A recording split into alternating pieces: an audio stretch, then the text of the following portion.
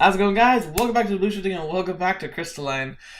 Yeah, so the current day of recording, it's election day in the United States. I've gone and done my civic duty and everything, of course, but it's not been a fun day to be paying attention to the news, though I have to be because I'm curious what's happening around the country, but I'm sick of it. So let's play Crystalline. Let's have some fun and talk about some fun and great topics, that don't involve bickering and fighting consistently with everybody. Anyway, we're going to focus right here on probably one of the most enjoyable visual novels we've had as far as just lighthearted humor and lightheartedness. It's been a while since we've been able to just kind of take that breath and just be like we have with this game. So I'm very happy to be coming back to it once again, and I'm looking forward to the many more. Let's see. So last time we decided we're going to go chase after oh shoot, what's that city called? I can't think of it. Embermyst or something? Embermyst, I think.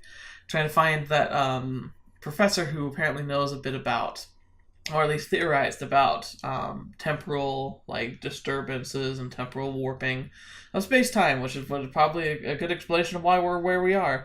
And we met Amelia, who seems very fun, very stoic, but she seems hilarious in her own right. And one of the comments that we had from last time I wanted to highlight up here because you point out something very, very true. It was a very short one, just by Justin Elridge, who says, Zach redeemed himself this episode. That card game was hilarious. Absolutely agree with you. I think Zach was being super flat as a character up until then. But then we got to see a bit more to him. So once again, I am a little disappointed at how predictable it was that he's I don't know. Mercenaries are kind of known for being all about the money, and that's kind of what he was displaying. But it also, the redeeming factor of the whole scenario, because I thought it was a little tad too cliche that he was suddenly, you got money, now let's play.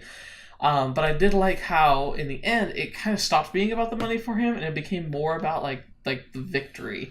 He wanted to win, dang it, and that was very refreshing to see in his character, and hilarious at the same time, which is the best part about all of it, is just being able to have that lighthearted feel, especially in those little moments where we have character development, where we have natural interaction. And I say that a lot of visual novels don't, the good ones take the time to let characters just express themselves. They don't have to have these scenes that are always impactful to the plot, though they usually have a relevance to the plot, but they aren't always, in Muv-Luv, we had a whole sequence in Muv-Luv Unlimited where they were playing, the old, games like Cat's Cradle and Marbles and Shogi. That's cool, a lot of cool interaction that you get to have in there, and I think in Steins Gate we even had a few instances where they would travel around and go shopping together or go visit the maid cafe and get these interactions that help humanize and help make them relatable, which is so important and critical, especially as the story progresses into more insane twists and turns that you'll have in the story. But yeah, anyway, let's just jump right in. We've been on the train, we had the card game, we've been traveling, and so now we're gonna see where our journey's gonna take us. So the sun shines brightly through the window and splashes on my face, forcing me awake. Did we sleep in the seats? Oh, man. It's what you gotta do when you travel, but it's not a fun way to go. I guess this train looks fairly comfortable, though. Liana and Amelia are both already awake, but Zach still has his head down as if he's still asleep. I look outside and squint at the sky. What time is it? It's already past noon. We slept through the entire morning. By the way, I don't know if any of you are followers of my Ace Academy. Very, very worthwhile to jump into it eventually, pretty soon, especially because they're actually, apparently by the end of this month, they've announced that they're going to be doing what's called the Kaori After Story. Kaori was one of the girls you could have a romantic interest with in Ace Academy and have an ending, and it looks like they're going to do these capstone episodes.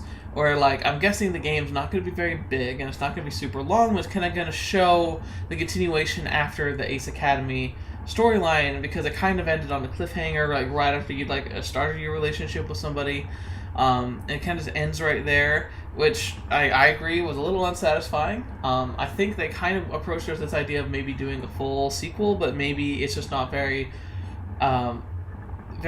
it's not very easy to do when you want to have these branching storylines, but you want them to feel like themselves. So I'm guessing that this is the way they're going to have a resolution for it. They're going to end up making these micro games that are going to be like the capstone of each of the routes for Ace Academy.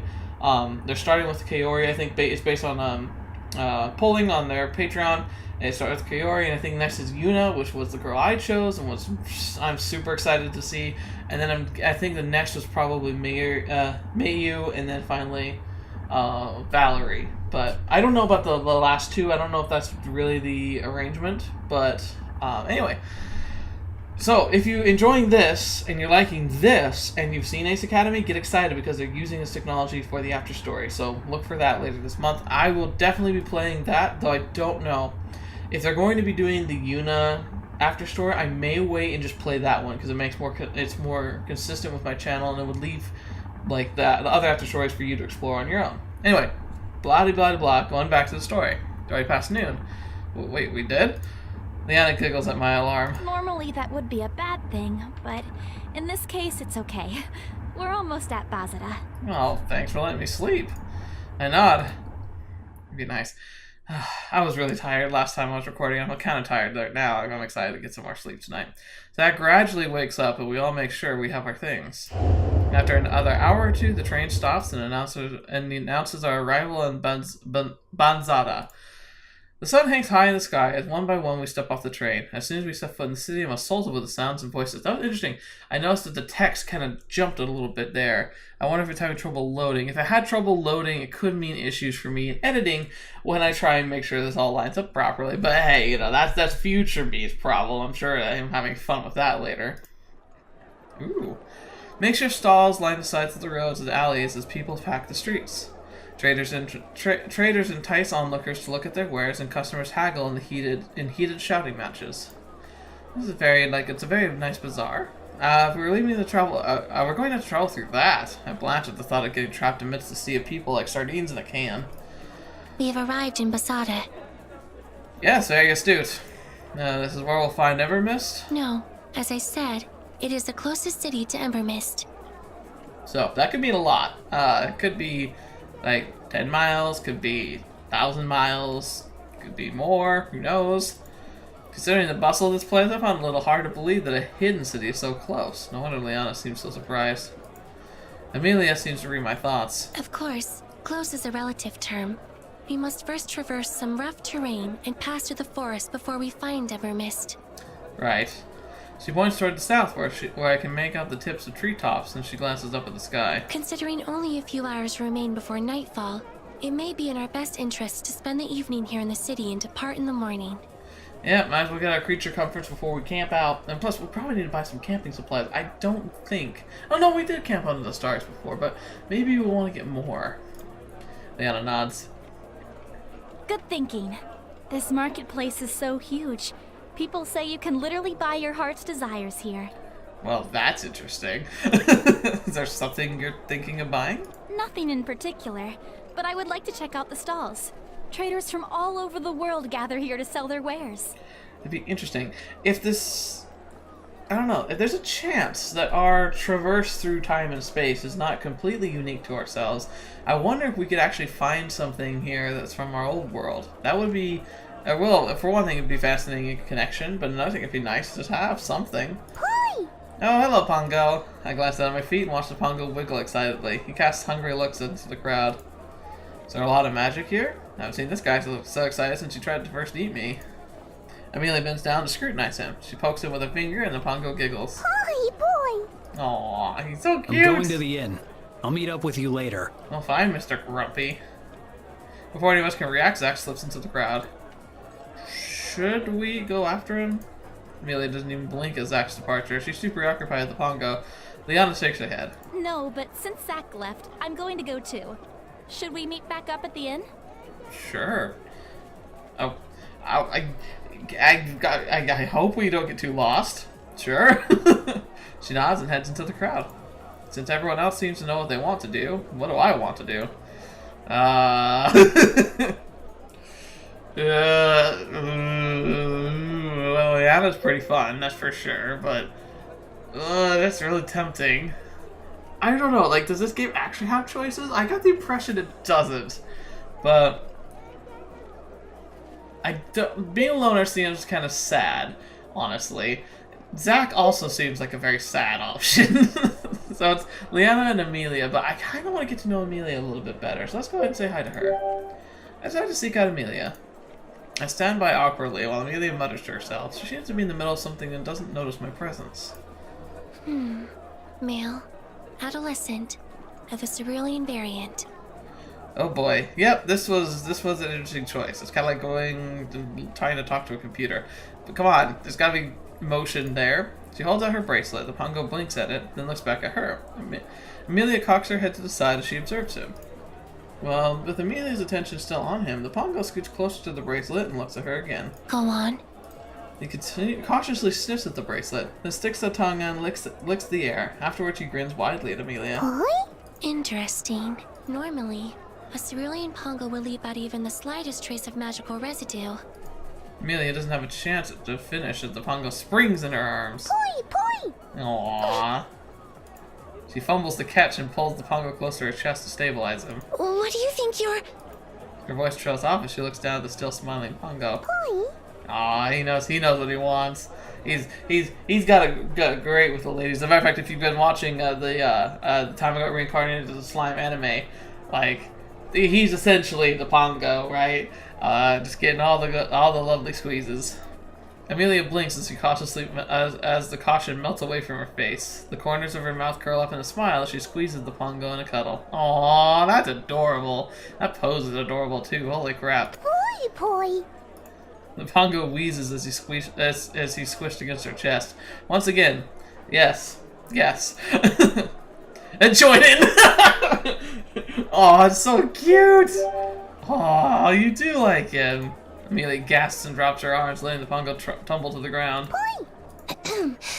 I was merely conducting analysis. Yeah, that's how it started. Poi! But you like him. The Pongo hops back into her arms and snuggles against her. Amelia's cheeks tinge pink. She clears her throat. Regardless, I am going to the apothecary. Apothecary? Can't we just heal with magic? Yes, there are mages who specialize in healing magic, but they use earth magic which neither Liana nor I possess. Ooh, yeah. Can we get someone who does that? Like, that sounds like a good thing. As such, you will need to purchase healing items to treat a wound. Makes sense to me. Would you like me to go with you? No, it will be faster if I go alone. Aww. Before I even have a chance to react, she turns on her heel and walks away. And she goes. The Pongo pops his face over her shoulder and gazes longingly at me. Poi! A single tear rolls down his cheeks. Oh, come back to me, Pongo! Pongo! I reach out for him and the distance between us grows. Oh man, I was super channeling the character right there. Wait a minute, why is he making that face? He could literally leave at any time to just come back to me. Come back! He turns around and disappears from my view. That sneaky little Pongo. Well, okay, so I get... Okay, well, like, we get option 2. Let's go shopping with Liana. I head in the direction I think Liana's gone and duck into the crowd. Try not to bump into too many people as I explore the marketplace. I've never seen a place this crowded before. It doesn't feel like I'm walking much. Hey, wait, hang on. Didn't he say he was from New York? Has he just never been to Times Square or anything before? Or maybe the density here is a lot higher. I mean, in New York City, there's a lot of people, but there tends to also be space most of the time. I mean, unless you're at like an event or something. I mean, New York Times Square, New Year's Eve, that's probably the most packed you could ever have. Like, if you're honest. I mean, they're talking about people being packed in like sardines. I'm pretty sure that thing, they're packed in like freaking, I don't know. I can't think of a good metaphor. Pickles in a jar. Maybe that's a good one.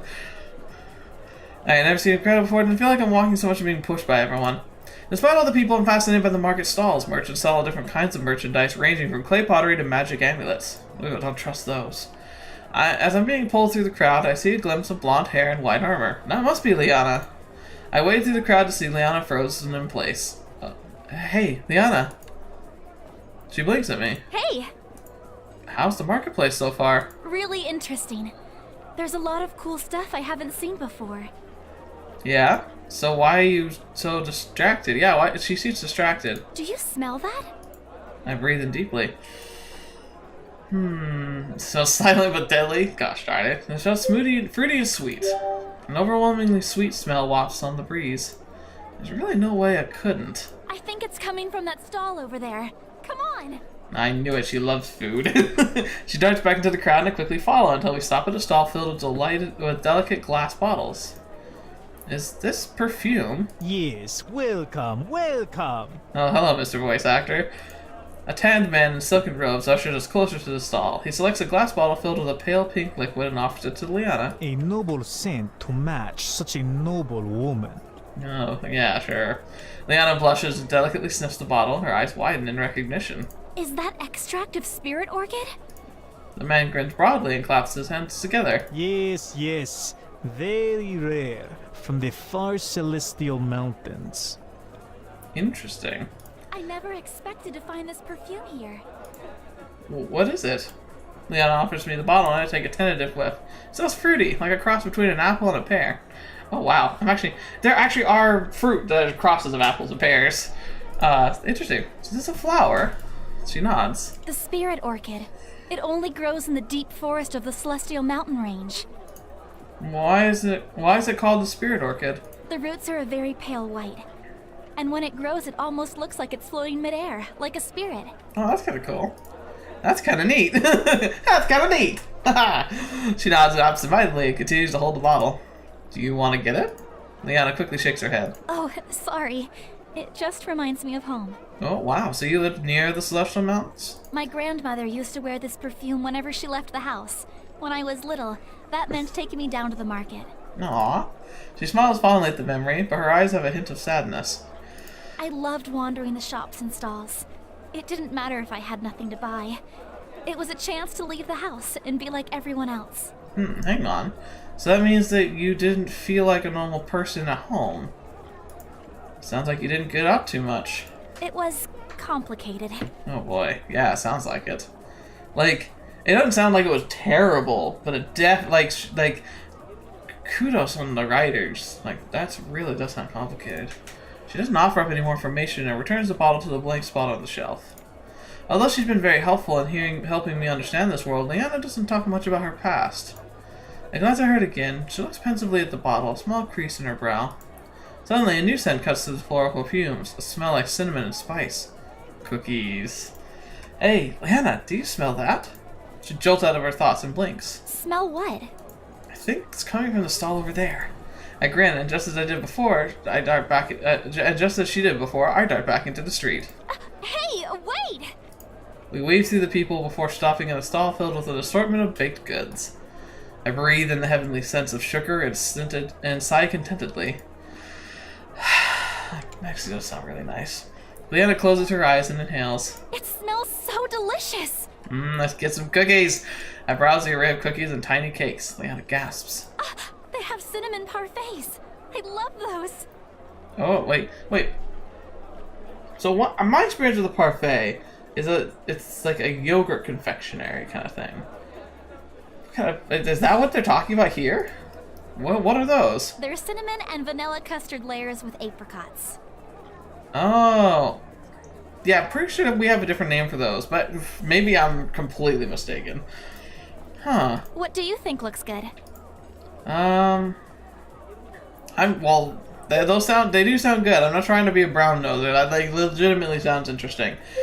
Cupcakes tend to be a little sweet and don't like sweets. That'd be a lie. First off, he loves sweets, and secondly, why would he be so drawn to this place if he didn't like sweets? So we're gonna try them. Actually, that cinnamon parfait you mentioned sounds really good. They are. And they're not super sweet either, which is why I like them. Yeah, see, that's something I agree with. Like straight up cupcakes, especially. Oh my gosh! Like, have you ever been to like those like fancy cupcake places? Like, they're almost almost everything they sell there is like so sweet. It's like overbearing. It's like I can't breathe, heart giving out, diabetes. You know, I prefer something that's like sweet but within restraint. Like too sweet is just blah. I take one last long look at the desserts and sigh and turn to leave the stall. Hey, where are you going? I'm continuing shopping. I don't have any money to pay for these. Which one do you want? You don't have to. I know I don't. So, which one do you want? That's a great answer right there. She smiles warmly. Now accept it, man. Accept it. She's being awesome. That one. I point to the dessert of my choice. Liana pays for it and the cinnamon parfait for herself. Cheers. I'll let my dessert take a bite. As the sweetness melts on my tongue, I let out a contented sigh. Ah, this is even better than I imagined. Liana giggles and lets out an equally happy sigh as she bites into her cinnamon parfait. This is why I love markets. I'm not in agreement as we return to the street. Street food is pretty cool. Like, a lot of it can be kind of cheap, and, well, like, cheap as in, like, easy, like, cheap ingredients, and can sometimes be overpriced. But you go in the right places, you find the right stalls, you can really get some quality food.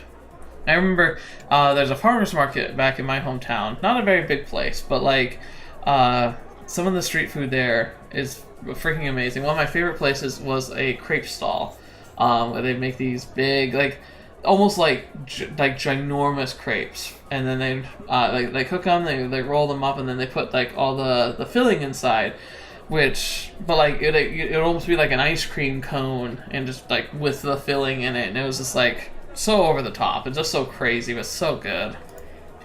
One of the guards in the marketplace noticed Liana's magical guild emblem and pulls her over to talk. Sorry, I need to take this. Oh, yeah, no problem. Since this looks like official business, I'd better leave them be. We can catch up later, then.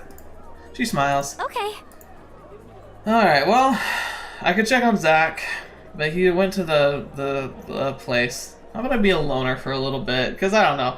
Zach, he's interesting. Let's wander around on our own a little. I'm ready for a little bit of me time. Oh, maybe that was the, no, I wonder if this is going to advance the plot now. I head into the crowds and appreciate all the marketplace has to offer.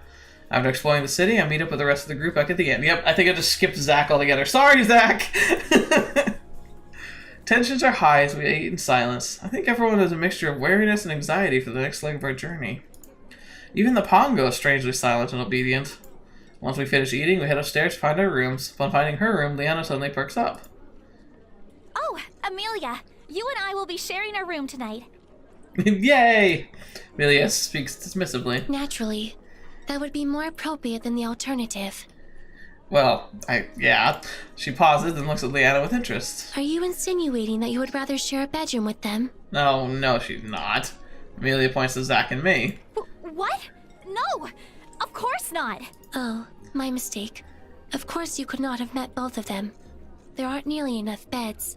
Well, I mean, technically. You must have meant him. Oh no. Amelia points to me. Liana's face turns pink as she shakes her head. Trust me, she denied me when I did that last time. Oh, I'm getting a little pink too. That's not true! Aww. If that is false, then why is your face red? Because it's embarrassing to think about. The point is, I'd obviously rather share a room with you. Amelia blinks. If that is the case, then why even bring it up? You brought it up! Because I'm excited. It'll be nice to have some girl time.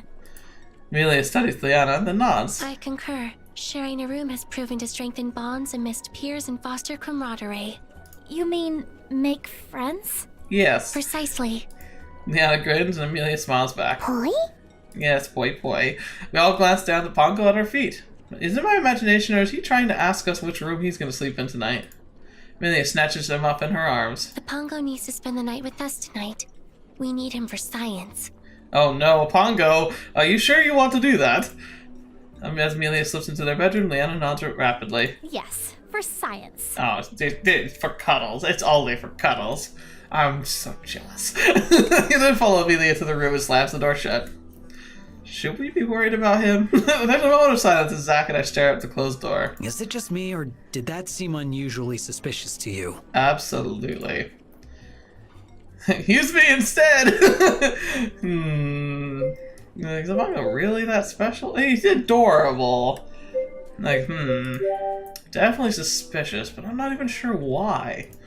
Still baffled by what happened. Zach and I enter our room and get ready for bed. Use me instead! It's so desperate sounding. Although the train was more than comfortable than I expected, it can't compare it to a real bed. As I snuggle into the blankets, I soon drift into a restful slumber. Enjoy while you can, buddy. I get the feeling we're not going to see a bed for a while. Let's see. Yeah, we got plenty of time. We're going to definitely kick off this journey. Zach and I awaken at dawn, silently, and go about preparing for the day. As I grab a few items off my bed, I look over at Zach, who's fiddling with his gun. That guy sure gives his dischargers a lot of attention. Morning. He glances up and nods. I'm heading down. Meet me there when you're ready. Sure. Zach shoulders his pack and leaves. Such a joy to have in life, you know, just great companionship. This is probably the quietest morning I've had so far. It's a little strange. I pack up the last of my things and follow Zach downstairs where I find him waiting alone. Where are Liana and Amelia? He shrugs. Still getting ready, I guess. Okay. That's unusual. Liana is generally the first one up. We wait a couple more minutes before the girls finally show up, carrying the pongo with them. Amelia smiles wildly at the pongo, who grins back. Those two seem to be in a good mood. Liana, on the other hand, looks exhausted? Uh-oh. Good morning! Yeah, I get you. Good morning! Liana smiles. Morning. Boy. The pongo wobbles in Amelia's arms as she nods her agreement. We should move on so we don't lose any daylight. Zach looks over at Amelia, who rummages through her bag. Eventually, she pulls out a map. I glance at the carefully detailed mountains and rivers. Suddenly, I'm missing my GPS. Yeah, that would be nice. We will proceed eastward, through the forest adjacent to Bazada. From there, we will travel northbound towards the Sonoa Mountains. Her finger scrolls across the different locations. Assuming there are no divergences in the course, we should arrive in Embermyst by midday. Any inquiries? Wait, today? Really? Amelia folds the map and glances at the rest of us. We'll look at each other. Then let us begin our journey. Sweet. Man, this world feels a lot smaller, but I guess we had the train ride. But still, if it's so close to Basada, like, why has no one else found it? She leads the way out of the inn through the streets of Basada. Even this early in the morning, the marketplace is still bustling with people. Carefully traversing the streets and alleys, the crowd begins to thin as we reach the city borders. Amelia consults her map, then continues out of the city. Maybe there's some kind of danger or some kind of like inherent risk to traveling out here that's going to make it more understandable for why this place is still not discovered. Without the high cover of the stalls, I blink up at the clear blue sky. In the distance, I can see the dark leafy covers of trees. That must be where we're going. Once we reach the forest, I'm surprised by how much shade the leaves provide. Ooh, this looks lovely. The branches are strong and the leaves are thick, exposing pockets of sunshine. Like, traveling through a forest like this is one of my favorite things to do. Amelia keeps the map on hand, so there are no trails. Aside from a few other stragglers exploring the woods, I can hear the scurry of woodland animals. With so much cover and so few people, this would be the perfect opportunity for a bandit ambush. I look towards Zach and Liana, who both seem unconcerned. I suppose it wouldn't make sense for bandits to hide out in the forest which is mostly devoid of people. We aren't carrying any cargo either, so there's even less of a reason for them to attack us. The deeper we travel into the woods, the thicker the canopy of leaves becomes, nearly blocking out all the sunlight.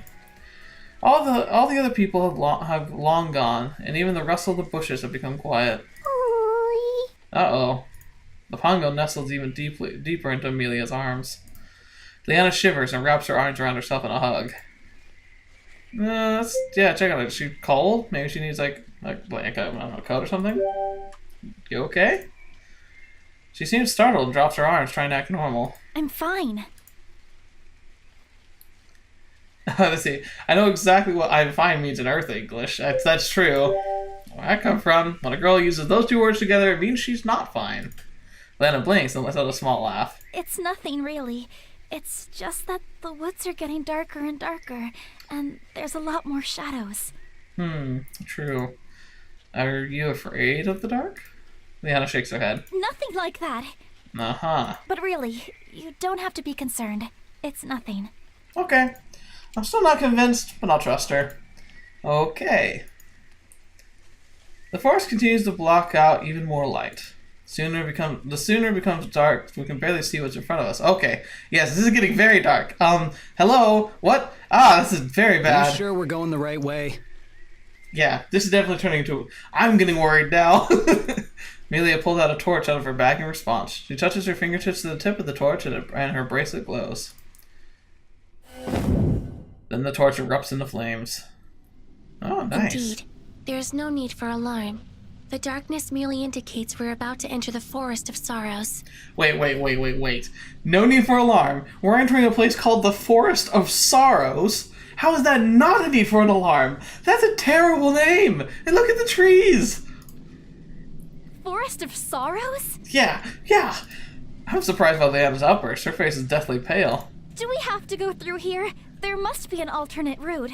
Once again, remember how I said just a second ago that there must be a reason why Embermyst is being hidden when it's so close to civilization? Just figured out why. Amelia shakes her head. Embermyst can only be accessed through these woods. Liana groans. I had a feeling you'd say that. So this is what was bothering her. What's up with the Forest of Sorrows? I mean, it sounds spooky enough. Is it really that bad? Dude, come on. Forest of Sorrows. It is rumored that those who venture into the Forest of Sorrows never come out. Well, have anyone actually come out? They never come out. She nods. The reason people are unable to escape is because they hear the voices of the loved ones they have lost. They fruitlessly search for their loved ones, losing their way, chasing the wailing of the spectrals. Oh, fetch. No! Amelia, stop! Jeez. We can travel through this stupid place if we have to, but no more of this story stuff that isn't true and can't be true, so it's not true. It could be true. We live in a world of magic. Although Liana tries to put on a brave front, her voice grows shriller the longer she talks. Right. Amelia nods. Then let us continue. Oh, Mama. I turned to Zach. You think all that stuff about the Forest of Sorrows is possible? It doesn't matter if I think it's possible, because it's the truth. Oh, no. Zach! Stop! As Liana turns away, Zach cracks a fleeting smile before resuming his stony pose. Oh, hello! There's personality we've been waiting for!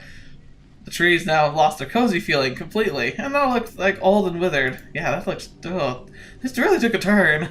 The eerie silence is deafening, and each crunch of leaves beneath our feet reminds me of the inevitability of death at the gate. I keep seeing flashes of beady eyes peering amid the branches, and the squawks of crows piercing the silence makes me jump. Instinctively, I pick up the pace, as did everyone else. Nana grows increasingly agitated. Are you sure we're going the right way? I swear that I've seen that. Oh! A gust of wind extinguishes the torch. Ah! Oh, it's so cute! Nana latches onto my arm and pulls it close to her chest. Her eyes are squeezed shut. She buries her face against me. Oh, I love it. It's so adorable.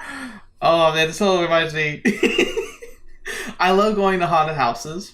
Mostly because, like, while I kind of, I'll jump and kind of get a little, like, I never get truly freaked out. Because, like, I've got too much of a sense of realism. It's like, I can know it's not real, so it's just startling to me. But I love going with other people because they freak out, and I find it hilarious. But I remember in high school, there was one time we went to a haunted theater, and we had to break. We went in a group of like 7 or 8 or something, but we had to go. They had to break us up into groups of like 3. And I remember in my group it was me and 2 of my friends that were girls. Very sweet, very very pretty, very fun people. It was me and those 2, and we were in about 10 minutes, and then it was this on either arm, like in one clutching either side of me, like biting, like their nails biting into my skin because they were so terrified.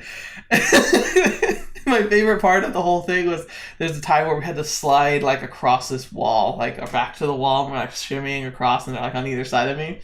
And we're like shimmying, and there's like something like behind us, and we're like trying to go quickly.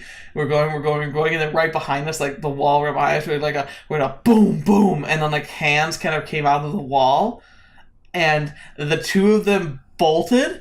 But the problem was they were still holding on to me, so they just dragged me through the next phase of the area. But like it was very reminiscent of this. Oh, it's so cute. Also, in another story, I've recently played through Persona 5. Love that game. Love it so much. And one of my favorite scenes in the game is when you have to go into Shiro's... Is it Shiro? I think like Shiro Sakura. I think that's the guy. Like he's the one who kind of takes you in at the very beginning of the game. You have to go into his house and the power goes out randomly. And my personal favorite of the character is Makoto. She does this, and it's the cutest scene in the whole game. So anyway, I love this. And this makes me feel a lot better. Oh, it's so adorable. Okay, I read all that already.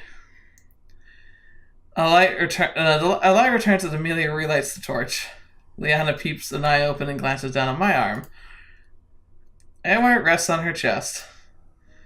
Her cheeks burn as hot as a torch as she quickly drops my arm. Sorry, It's okay. I'm fairly muscled, so it works fine. She trails off as her blush deepens. I bet her nerves from the force and awkwardness from grabbing me is making her flustered.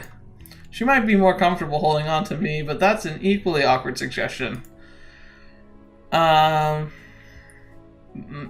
okay, so we ask? Or we're bold? Or just move on? Ooh, I don't know. Fortune favors the bold, as I always say. Oh, the music's really sweet here. I don't know. I think Liana is the kind of person whose pride wouldn't let her. But if she wants to have someone to hold on to, like, I want her to feel like she can, and she can just push us away if she wants to. Like, so let's be a little forward with her. I close the distance between us and link arms with her again. Although surprised, she doesn't stop me. Instead, she blushes again. Amelia watches us and cocks her head to the side. Are you afraid? Huh? You're mimicking Liana's instinctive reach for your arm. Does that mean you too are feeling afraid? Yeah, a little bit. It's okay, normal to feel uneasy at times. It really is. Like, you shouldn't have to apologize for feeling a little freaked out.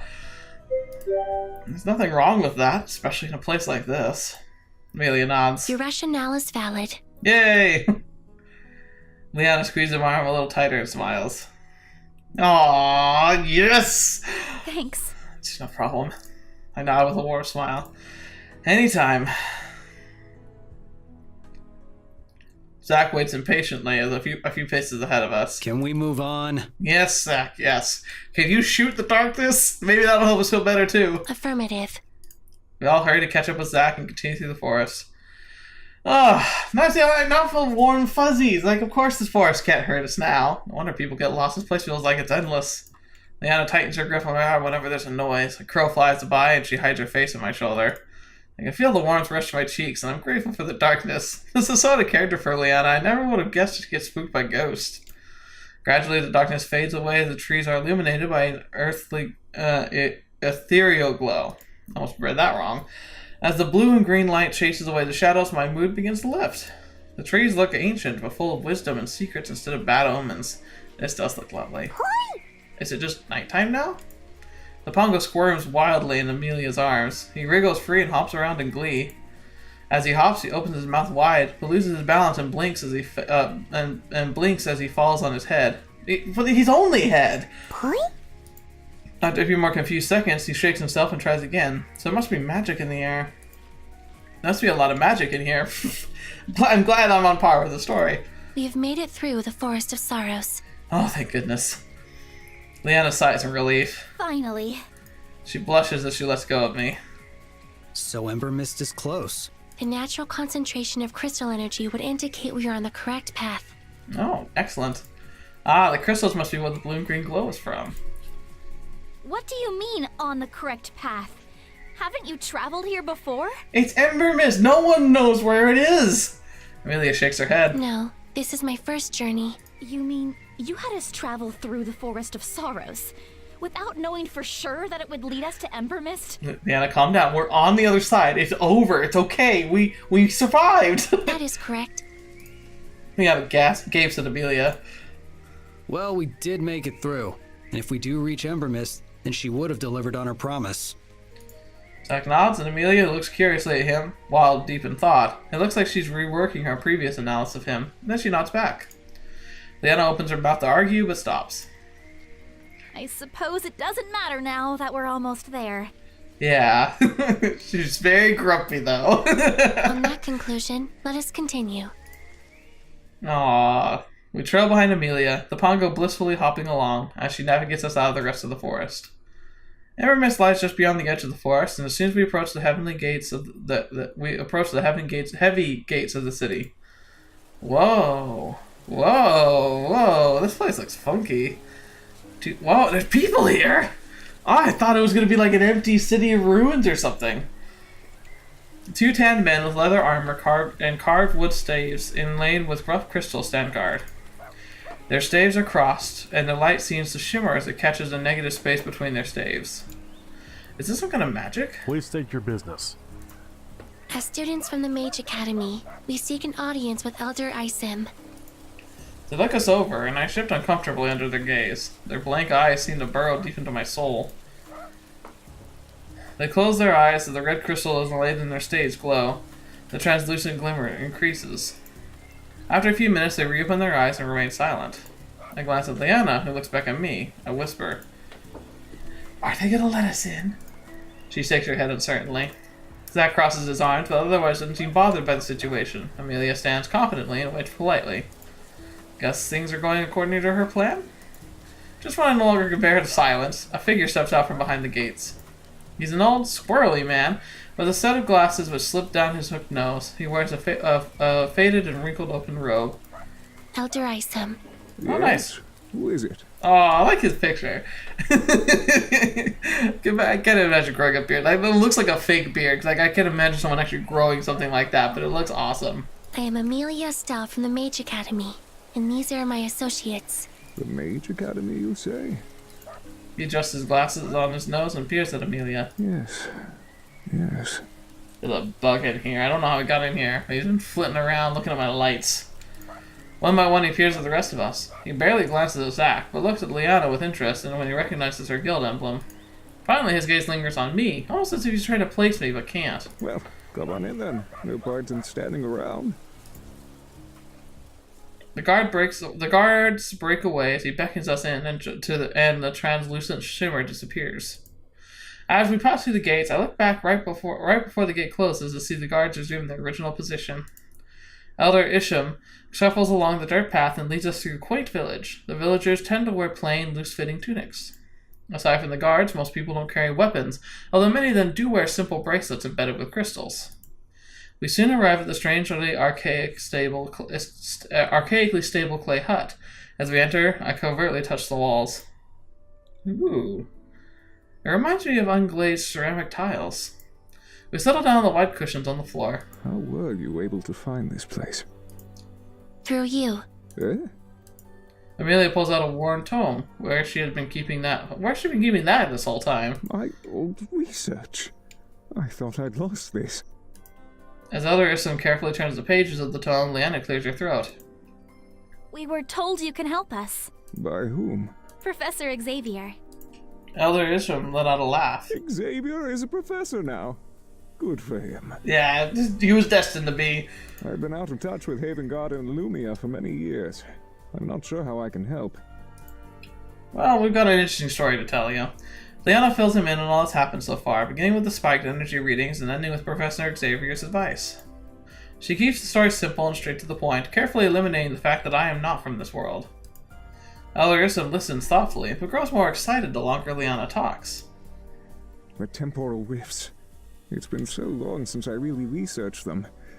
I'm afraid I've been rather distracted. Still, someone is here hoping to discuss these theories, and I'm more than happy to talk about them. He claps his hands together excitedly. Sounds like me whenever I talk about Brandon Sanderson. I don't know. As I'm about to answer, a deep rumble beneath the earth stops me. Great, that was a volcano in the background. What was that? Oh, just the volcano. Nothing to worry about. Sure, nothing. Potential death rolling our way. No problem. That's what I said about Pompeii! Or R.I.P. yes. I don't know. I almost think that the exclamation is almost like fitting for this moment. The officer said nothing to worry about in regard to a volcano. The entire city was buried in ash. Leona's eyes are wide and aghast. It's not all bad. It was basically all intact when the city was rediscovered thousands of years later. She doesn't look any less uneasy. There's no need to look so concerned. The volcano will not erupt. This is the first sign of activity it has shown in thousands of years. But that's when it does erupt! It's not like volcanoes are often very predictable. I mean, on St. Helens, it just kind of was sitting there doing nothing, and suddenly, boom! Is it that concerning? Perhaps if it were any other volcano, but this particular volcano is in the domain of the fire elemental who protects us all. Okay. But then doesn't that imply that there could be something wrong? This fire elemental of which you speak, are you referencing the ancients? Precisely. Zach crosses his arms. The ancients are only a story. Who are the ancients? They are the elements of Asaria, The magic which we have learned to manipulate are the gifts left behind from the ancients. Ooh, so like the source of magical power. Or at least the That's source how of the magical legend learning. goes. Interesting. You are mistaken. They are not a legend. Liana looks uncertain while Zack scowls. You still believe in those stories? I believe in the research, and Elder Isum has accumulated plenty of it. Then where have the elementals been all this time? We all return our focus to the Elder. I suppose I do have a few theories on that as well. But the elements are a lot trickier than temporal rifts. Really. The elementals, these beings that apparently have been around for a while, are more complicated than rifts in space-time? The story of the ancients is so old it predates our understanding of crystals and spheres. That's why most societies have forgotten about them and brushed them off as a legend. The people in this village, though, have not forgotten. When I arrived, I was purely focused on finding the fire temple for research purposes. But the longer I stayed, the more my focus strayed from the temporal rifts to the ancients themselves. Uh-huh. If you believe that the cause of those random energy spikes are the result of temporal rifts, perhaps that is the link to the return of the elementals to Assyria. Wait, so you think they came back? So what does that mean exactly? He shakes his head. It's hard to say. We don't know why they left in the first place. My guess is that something was keeping them occupied in the spirit world. Perhaps whatever that is was set free by the rifts. Oh, that sounds ominous. Amelia hangs on to Elder Isum's every word. Liana absentmindedly fiddles with her manipulator, deep in thought. Only Zack seems skeptical of this conversation. This sounds really complicated, not something that can be solved in a few hours. We need to get back on track. How do I get home? To get back to the original topic at hand. Elder Isum nods. Ah, the temporal rifts, yes. How would one go about creating a rift? Well, that will be difficult. You'll need an incredible amount of energy. More than any one human can create. The only places with that much concentration of energy is in the temples of the elementals. Funny how these topics keep running parallel to each other. You said that there was one in the village. Yes, the fire temple is here in Embermyst. Great! My body grows warm as hope flows through my veins. This is good. I finally have a way home. I don't know, man. This world's pretty cool. Is home really that much better than here? To be more precise, it's on the outskirts of the village, built on the side of the volcano, but it's not a far walk. Then that's where we need to go. Liana pushes herself to her feet, and the rest of us do the same. As Elder Isum rises, his face falls. Leaving so soon? I was hoping we'd have a longer chance to chat. I have so many questions about Illumia and the Academy. As you can imagine, one does not get a lot of news of the outside world here. Perhaps upon our return. Yes, of course. Well, you best be on your way then. Alright. Elder Isum, it was truly an honor to meet you. Aw, she's really happy. Amelia's cheeks flush as Elder Isum grins. She must really respect him. In that moment, I realized just how small and dainty she looks. I sometimes forget how young she is compared to the rest of us. We all say our goodbyes and then exit the hut. Once outside, we scan the horizon, trying to orient ourselves toward the volcano. Wow, not that hard. It's just there. Excuse me. Whoa, hello. Whoa, hello. I whirl around to come face to face with a woman wearing just enough fabric to cover her essentials and nothing more. I don't know about that. Well, yeah, maybe. Her long brown hair is tied up in a ponytail which falls down her neck and frames her very ample chest. Hello, hello. Don't look at her boobs. The plot thickens. Who are you? Before I have a chance to speak, Zack asks the question that on everyone's mind. Who are you? Zack steps in front of Amelia, who frowns and steps away. I guess he's taking this bodyguarding business really seriously. Liana holds herself stiffly, ready to move if necessary. The woman salutes. Cara Noir, treasure hunter extraordinaire. Why are you out here if you're a treasure hunter? Well, I guess mystical city that's never been that people don't know the location of. Yeah, okay, maybe I got that. Zack narrows his eyes. What do you want with us? Well, I couldn't help but overhear that you're interested in the fire temple. How did you hear us when we were inside? Her last name's Noir. I'm guessing that has something to do with it. She taps her nose knowingly. I have very sensitive hearing. I fail to understand how our interests are of relevance to you. I was just getting to that. You see, I've come to offer an extension of friendship. Right, no possible strings attached for a treasure hunter.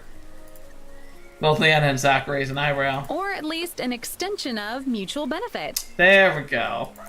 Okay. It's true that the villagers maintain the fire temple, but from what I've discovered, they are unaware of the temple's secret passage. If you're interested in the energy of the temple, I can guarantee that's where you'll find it. If the villagers don't know about the secret passage, how did you find it? Yeah, it's very oddly convenient of you. It's all a part of the treasure hunting gig. You have to be looking for it to find it. I feel like you're pulling our leg. Cara winks and gives us a thumbs up. The best part is that I've already disarmed or made a note of most of the traps in there. Okay, well then why haven't you gone the whole distance? Like, what's wrong? Like, why can't you do that yourself? Because this is risking losing treasure to us. There are traps in this temple? The temples are a sanctuary for the elementals, but any place that is easily accessible is sure to attract all types. There are measures set in place to protect the spirit from those who wish to harm it. Like I said, I've disarmed most of the traps, but not all.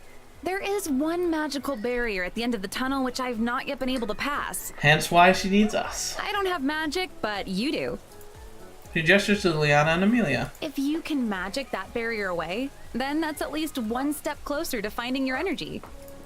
Zach crosses his arms and glares at Cara. How does that benefit you? She grins. All I'm interested in are the artifacts and relics. From the sounds of it, you guys are more interested in something else. Hence, mutually beneficial. Yeah, sure. Let's let her raid this temple. So, what do you think? Look at the rest of the group. Wordlessly, we huddle closer together and whisper. Yeah, honestly, I don't trust her. I think we have to go into this assuming that she's going to try and pull the wool over our eyes. I don't know if we can trust her. I mean, she's conveniently overheard our conversation. She's probably listening to this right now. Like I said, I happen to have very keen hearing. Curses! I glance sharply at her and she winks at me. I must concede that I am impressed by her resourcefulness. It is plainly evident that she is not a native to Embermyst, which means she somehow discerned the location on her own. That's a really good point. Liana looks thoughtful. As a treasure hunter, her tracking skills could come in handy in the future. We all stare at Zach. He shrugs. Do what you want. That sounds like a yes to me. Zach doesn't respond. He just fixes his steely gaze on me. So, does this mean we're agreed to join up with Cara? We all nod. Sure, why not? Oh, whoop, sorry. Scroll wheel. Hi. The Pongo sits in the middle of our circle and blinks happily. Yes, Pongo, you too. Where do you even go when you're hiding? Hoi boy. Let's go tell Cara. She's already here. So we turn around and Cara standing right behind Liana, her face only inches away from Liana. Liana lets out a startled gasp. By the way, that jiggle physics, oh boy. Jeez, what is she kind of ninja? I don't know, maybe the two little, like, daggers and maybe, like, the throwing stars, yeah. Cara rubs her hands excitedly while throwing knives. All right, this will be fun. She seems interesting. Wait, we didn't give you our answer yet. Oh, sorry. She steps back and gestures for Liana to continue. Liana speaks awkwardly. I guess she feels a little silly saying what Cara somehow already knows. It's been clearly established she's listening to everything we say. Well, we decided to take you up on your offer. Cara nods. Excellent. Since we're going to be working together, first things first. You all know my name, but I don't know yours. I'm Liana. Mage Knight from the guild? She nods. I am Amelia Estelle, a mage caster from the Mage Academy. Cara blinks. A student to become a mage caster? But you look just like a teenager. Amelia cocks her head to the side. It is natural that my physical appearance would represent my age. She looks at Amelia with respect. That is pretty impressive. Who's next? She looks at Zach. Zach. She chuckles. Very clearly a mercenary. Oh boy. And I'm protag. Her green eyes study me. Although she's very clearly examining me, I don't feel uncomfortable under her stare. Now that that's out of the way, Boy boy. The car sits back and views the pongo by my feet. You have a bongo! How cute! She reaches down and pats him on the head. He beams at her touch. And what's your name? Paul. She glances at the rest of us, but the rest of us, none of us make a move to answer. Oh, is he not a part of your group? He is. Sort of. And you haven't named him yet? Liana and I shuffle uncomfortably. Zach remains unchanged while Amelia frowns. A pongo is a wild creature.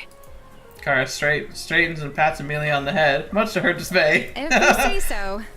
Okay, are we ready to get going? Alright, Cara, you're starting to grow on me. We murmur our assent and Cara leads us out of the city. Alright, interesting. I think we're gonna stop here. Because I want to save the Fire Temple for next time. Cara, interesting addition to the storyline so far. Okay, well, she's cute.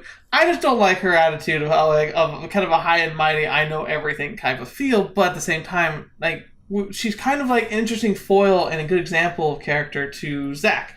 Zach's this kind of gruff and mercenary brooder, McBroodson. He's like, very flat. She's very dynamic already.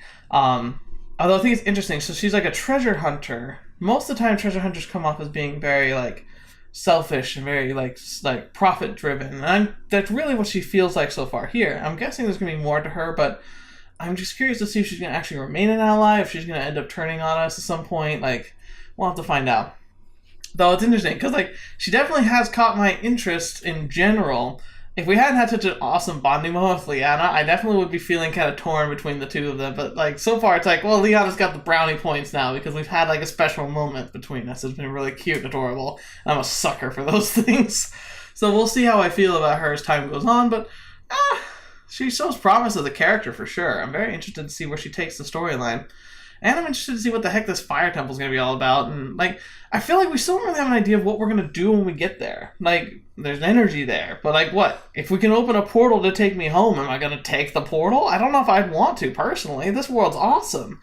I mean, if there's a chance I could learn magic, I think I'd rather go to Hogwarts. Like, sounds way cooler than anything I got going on in real life. But, you know, at the same time, if we're forgetting that the main character of the story, while he hasn't talked about it, I mean, he's got to have a family, right?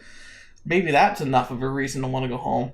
But, I don't know. I think I'd at least want to try and find out if I had magic potential, and then maybe try to take that home with me, too, because that'd be perfect. Being the only person who could cast magic on Earth, make you like a superhero. But anyway, oh, that was fun. Thank you guys so much for being here today. Thank you so much for joining me on this little adventure. We got to have some cool bonding moments with the Forest of Sorrows. What a name. And then, could have gone to Embermyst, which honestly found way easier than I thought we would. But then once again, the Forest of Sorrows is probably a decent barrier to keep people from going there. And then, Cara.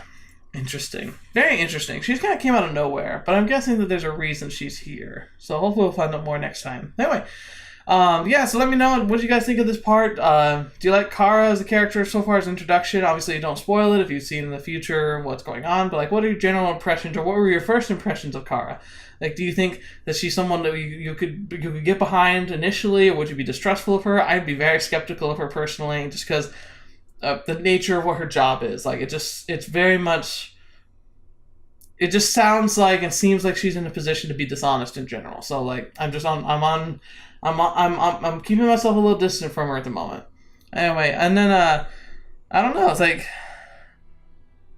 I just think I don't know. There's not much else I can really ask about. Like, things are still too generalized, and we're still traveling so much, and like there's so much of the world I still don't understand, so I can't even ask questions about it yet. Anyway, I'd love to hear your thoughts on that and any future things you want to talk about, or any things like that are relevant to the story, at least. So thank you so much for spending your time with me. Thank you so much for joining me for Crystalline, and once again, I hope you continue to join me next time. So until the next video you watch with me, or whatever you see me in next, I'll see you there.